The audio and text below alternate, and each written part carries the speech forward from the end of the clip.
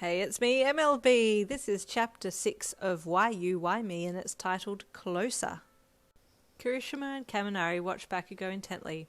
He was on a rampage about Midoriya again, and was muttering angrily under his breath. I'm pretty sure it's the real him, Kirishima whispered from the side of his mouth to Kaminari, not taking his eyes off Bakugou.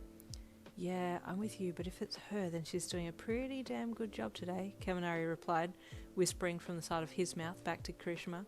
Bakugou stopped what he was doing and turned to face the blonde and the redhead, who were watching intently from the sidelines. You too, he growled, narrowing his eyes as he turned and stormed over to them. What the hell are you looking at? He got right up in their faces, staring at them threateningly. How are you today, Yin? Kaminari asked with a smirk. It was a very bold move. You're wrong this time, dunce face. It's me, King Explosion Murder, and I'm about to do the explosion murder part on your face. He grabbed Kaminari by the collar and yanked him closer. Whoa, bro! What's wrong with you today? You're extra annoyed, Kirishima commented, placing his hand on Bakugou's arm to stop him from blasting poor Kaminari.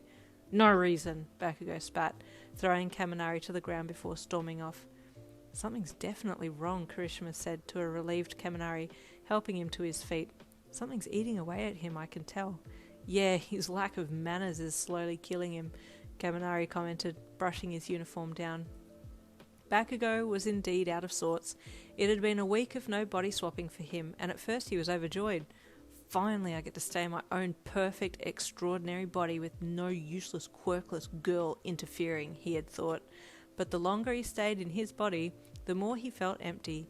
He didn't understand the feeling, and would fly off the handle to compensate for these strange emotions. Where did she go?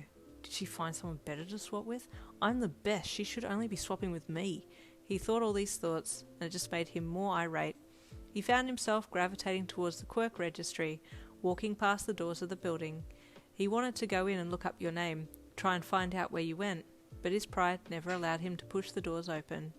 Even the mention of your name would send him over the edge. Kirishima and Kaminari would ask how you were doing, and if he knew any more about you or why you two had stopped swapping bodies. Their questions only made him angrier, because he didn't know the answer, and he didn't like that he didn't know the answer. It was frustrating him. Did you know why it had stopped happening? And were you sitting back somewhere laughing at him, looking down at him? It made his blood boil. Months went by, and slowly the burning desire to know the answer just resided as a dull ache in the back of his mind, and he moved on with his life. He still kept the notes that you two had written to each other in his phone, and would read them over when he was alone in his room. Are you sure you want to get a new job? Your mum asked, cocking an eyebrow at you. You had just told her that you wanted to get out and experience life a little more. Since your move to the city, you had wanted to try and make the most of your new life. Yes, I'm sure, you responded confidently. I've already applied at a few places. You raised your fingers to list them off. Cafe down the road, corner store, and a music record place in the next block, you grinned brightly. Okay, sweetheart, if you're sure, she said with a little hesitation. Positive, you said with a firm nod of your head. 2 weeks went by and you finally got a call back. The corner store accepted your application.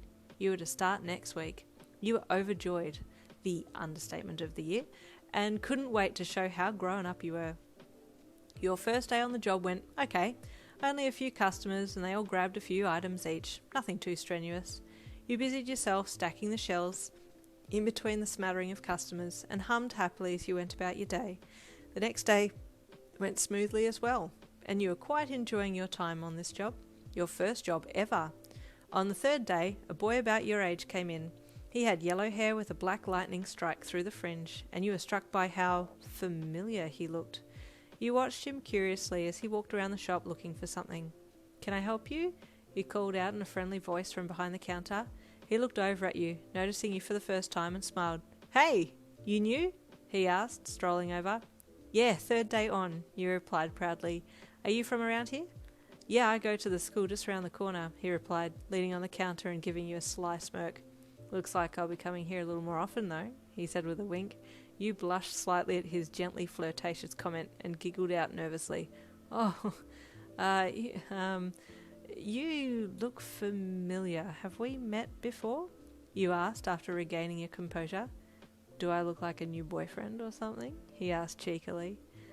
Are you always like this? You chuckled. not believing that this guy was cracking onto you so hard after only having met you 2 minutes ago. I'm serious though, I feel like I know you from somewhere. He thought a moment, then smiled. Oh, probably TV. I was on the sports festival that was aired recently, he said. You shook your head.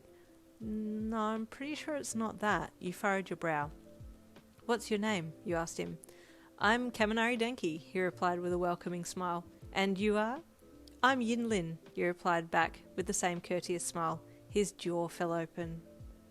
Ooh, we'll have to wait to see what happens in Chapter 7, which will be coming tomorrow.